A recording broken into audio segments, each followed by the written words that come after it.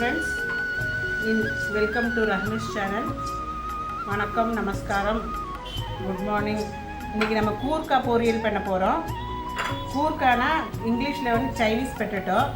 இது வந்து தமிழில் என்ன சொல்லுவாங்கன்னா சிறுகிழங்கு இல்லாட்டி கூர்க்க கிழங்குன்னு சொல்லுவாங்க. கேரளாவில் தான் விளையிறது. இது சீசனுக்கு தான் வரும். இப்போ இதோட சீசன் இது. அதான் இது பண்ணி உங்களுக்கு காணிக்கிறேன். இதை எடுத்துகிட்டு இப்படி சீவிக்கணும். இப்படி நல்லா சீவி பீஸ் பண்ணி பாருங்கள். ஆல்ரெடி நான் பீஸ் பண்ணி இது கொஞ்சம் வேலை இருக்குது. அதுதான் இது க்ளீன் பண்ணி பீஸ் பண்ணி இப்படி தண்ணியில் போட்டு வைக்கணும். தண்ணியில் போடலாட்டி கருப்பு கலர் ஆகிடும், மீன்ஸ் ஒரு மாதிரி ப்ரௌனிஷ் ஆகிடும். இப்போ இதுக்கு தேவையான பொருள் வந்து என்னென்னா, இந்த கூர்க்காய் நம்ம எடுத்துக்கணும். ஒரு உங்களுக்கு எவ்வளோ தேவையோ அப்படி 1/4 kg 1/2 kg எடுத்துக்கணும். இது வந்துட்டு ஒரு 300 கிராம் இருக்குது. அதுக்கு தேவையானது கொஞ்சம் சில்லி ஃப்ளேக்ஸு, கொஞ்சம் சின்ன வெங்காயம், கொஞ்சம் கார்லிக்கு, பூண்டு, கொஞ்சம் உப்பு, மஞ்சத்தூள், கருவேப்பிலை. சின்ன வெங்காயமும் பூண்டும் தட்டிக்கணும்.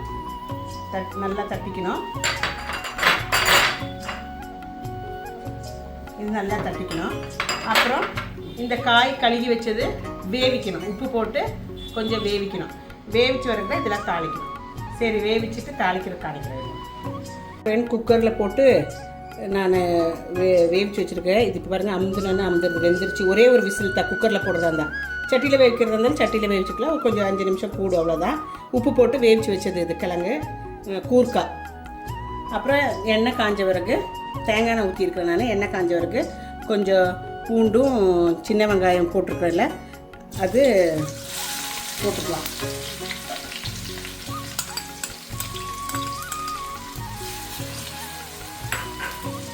கருவேப்பிலையும் போட்டுக்கலாம்.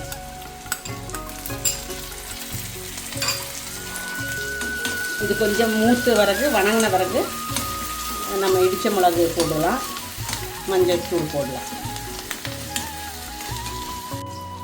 பாருங்கள் ஃப்ரெண்ட்ஸ், கொஞ்சம் ப்ரௌனிஷ் ஆகிற மாதிரி ஆயிடுச்சு.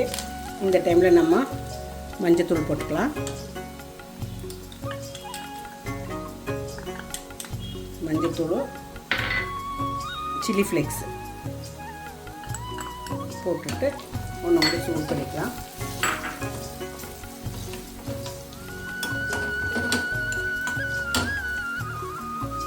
நல்லா சூடாயிடுச்சு. இந்த தண்ணி இருந்துச்சுன்னா எடுத்துடுங்க, தண்ணி வேண்டாம். வெந்த வச்சுட்டு இதில் கொட்டிக்கிறது.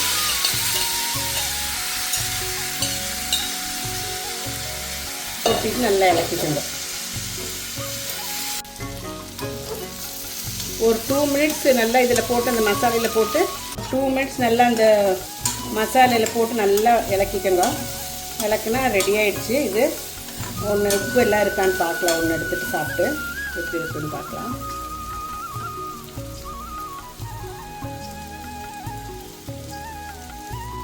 இப்போதான் சரியாக இருக்கும் ஃப்ரெண்ட்ஸ். நல்லாயிருக்கு, சூப்பராக இருக்குது.